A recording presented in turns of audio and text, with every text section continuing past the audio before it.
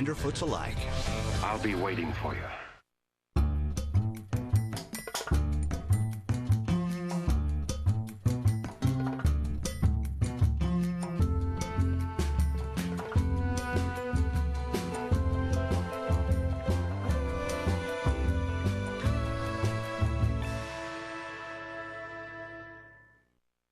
Hey there, thanks for joining us this afternoon on Turner Classic Movies. I'm Ben Mankiewicz. Our next Alan Ladd film on Summer Under the Stars represents an important milestone in Ladd's career. In 1953, Ladd was riding high on the success of his celebrated performance in Shane, a movie widely considered one of the best westerns ever made. Buoyed by his stardom and his desire to be his own boss, Ladd formed his own production company in 1954, Jaguar Productions.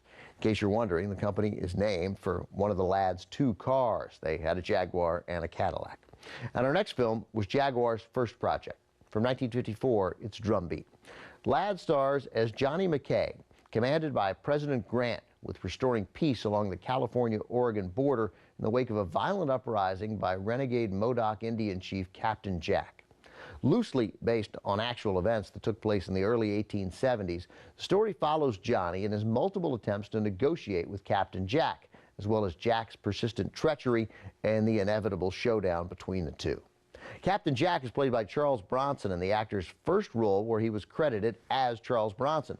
Before that, he used his real name, Charles Baczynski, in his screen credits.